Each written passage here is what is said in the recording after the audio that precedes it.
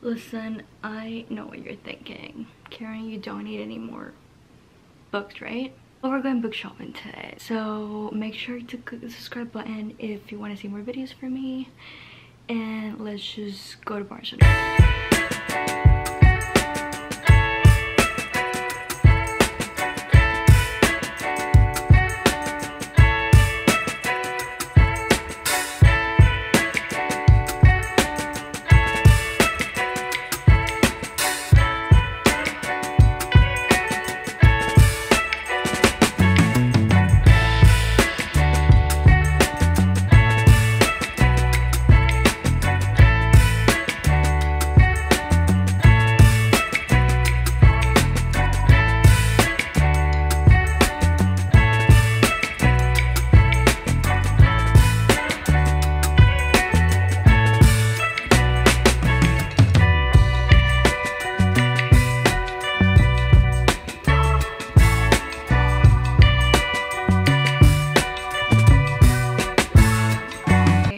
Much later, so the lighting, we're just gonna have to work with it, but I have a massive book haul to show you guys. This might actually be one of the biggest book hauls I've done on this channel, so let's just get into it. I've been getting a lot of book mail and I'm so grateful, but they are really accumulating, so let's just get into it and start opening books because we're gonna be here for a very long time. So just went to Barnes & Noble's and I picked out 3 books, which I really didn't need, but it's been a while since I actually went out and picked out books for myself, and I really enjoyed that experience, so more books for the TBR list. I've seen a lot of people talk about this series, but this is the Mortal Instruments series, book 1. I got City of Bones, and then the little library from my neighborhood also had book number 2, so I didn't have to get it, and I did donate a book for that.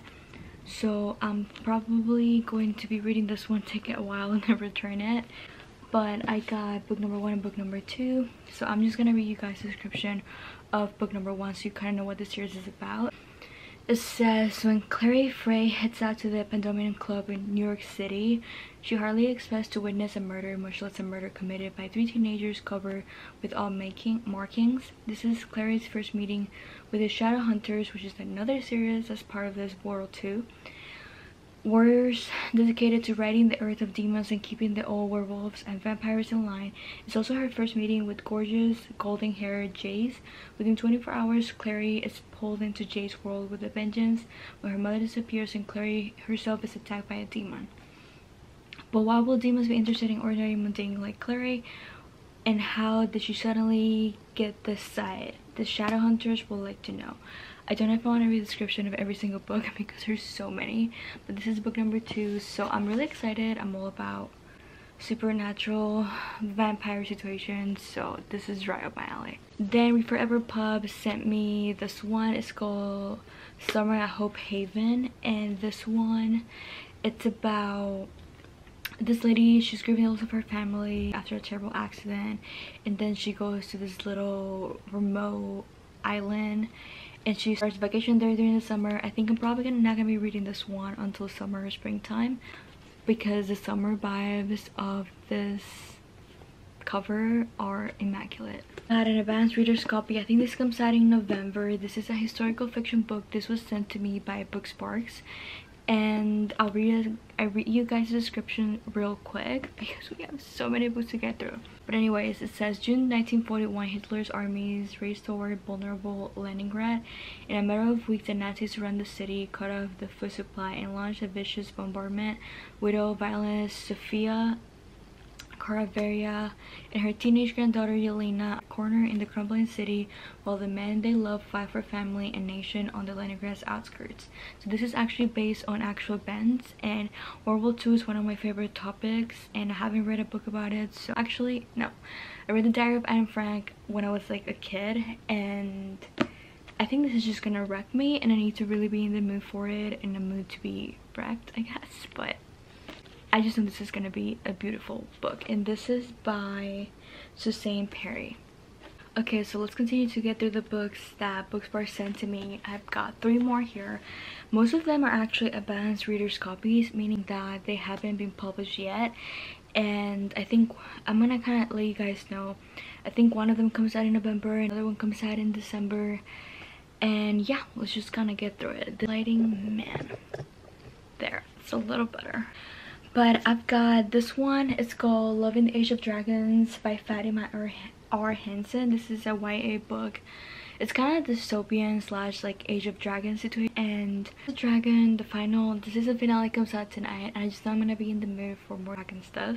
So if I'm in the mood for a YA fantasy book, I'll definitely be reading this. I do want to read before it comes out, but I still have a few weeks to do it. So yeah. This one is probably the one I'm most excited about out of all of the books that Bookstore sent me this month. And this is called The Den by Kara Rayner. So there's this movie called Knives Out. I'll put a picture over here, the cover of the movie. I don't know what those are, the poster of the movie. But this to be like Knives Out. So probably somebody gets left a fortune out of nowhere. And it's like even the Inheritance Games vibes. I'll read you guys the description. But look at this cover. I'm super excited. This one doesn't come out until December 13th. And yes, it says right there, advanced reader's copy. I think this is the only book that I own that actually says that. But I'm super excited. This is the description. A family's fate is to die for, in a gripping novel by psychological suspense by the author of Into the Sound. Haven't read that one. Nothing brings the four forked siblings together like the detestable father's heart attack. Not heady inheritance to be divided equally. At his deathbed is his oldest daughter Valerie, her irresponsible sister Lucy, and their two embattled brothers Christian and Jeremy. Even the former housekeeper Marisol, who's been with the family for 40 years, is on watch. All Valerie hopes for is an amicable reunion despite the damages of the past. By punishing means, Stephen Fox raised his children to be competitors. The cruel lessons now serve them well in a game of life and death. When it comes to the family fortune, the rules are simple. Fierceness means a bigger share. After a suspicious accident, Valerie knows the worst is yet to come, and confiding in the wrong person could be the most dangerous thing she's ever done. This is gonna be perfect. Okay, it's supposed to be kind of like 70s vibes. It's called What a Trip by Susan Edwards. By the cover, you can already get some like Daisy Jones in the 70s vibes. I'm so excited. I'll read you guys the description. I'm trying to get through all of these so fast because we still have like 5 more books to get through. But it says, in this fast-paced coming-of-age novel set during the Vietnam War era, we meet Fiona, an art student at New Jersey College. Fiona's best friend Melissa is in a dead-end relationship, pregnant and going nowhere fast. After Melissa's abortion, Fiona and Melissa spend the week in Florida, where they are introduced to tarot cards and the anti-war movement. Upon Fiona's return, she begins dating Ruben, a journalist major and political activist. Ruben decides to move to Canada to avoid the draft and encourages Fiona to accompany him. But is that really what she wants? Caught between her feelings for Ruben and her own aspirations, Fiona struggles to define herself, her artistic career, and her future. I just know this is gonna be great. Look at this cover. I can't wait to read this. I don't know when this comes out, but I want to go ahead and say it's probably November or December. Once I actually read it, I'll let you guys know when it comes out. So I can't even talk. I'm so freaking tired, and I'm currently cooking, so I gotta go take care of that, and then we'll continue. This one was sent to me by Reforever Puff. Very spicy cover. It's called Some Dukes Have All the Luck by Christina Brighton. This sounds like Bridgerton, and I'm really excited. The description is like really long, so I'm gonna go ahead and not read it. Okay, so I just read it real quick to let you guys know. He has to find someone to marry for convenience, and guessing the girl that he actually likes doesn't really meet those requirements. So we see what ends up happening. And I finally found the second book in the Addicted series by Christina and Becca Ritchie. So I found the book number 2. I'm not gonna read you guys this one, but I think this one's about Lily. So yeah, you probably know what the Addicted series is about, and if you don't, just look it up, because I feel like everyone has read the series already. And yeah, I found book number 2, but pretty much Lily has a sex addiction, and Ryle, I don't know what his name is, but he has an alcohol addiction. There's like fake dating and all of that. and this is book number 2. I didn't love book number 1, but I'm still giving it a try. 2 more books and then we are done. These other 2 I also got at Barnes & Nobles. I ended up getting my Year of Rest and Relaxation by Otessa. I don't know how you say her last name. I'm sorry. Just let me know in the comments if you know how to say her last name. The version of it always sounded super boring for me. This is the exact same writer that wrote Eileen. I almost got that book today for this one instead. This one is about this girl. She's rich, New York elite, and she is kind of depressed or highly depressed, and she pays a psychiatrist to give her a ton of medications to pretty much just sleep throughout an entire year. So far the dialogue is so freaking funny. I was reading it at Starbucks. I'm on page 16.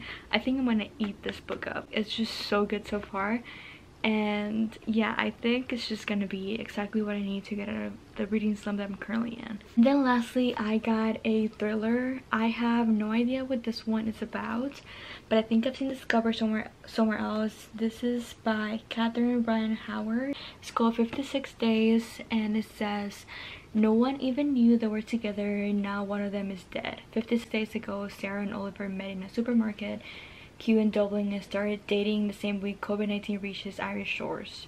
35 days ago, when lockdown threatens to keep them apart, Oliver suggests they move in together. Sarah sees a unique opportunity for a relationship to flourish without the scrutiny of family and friends.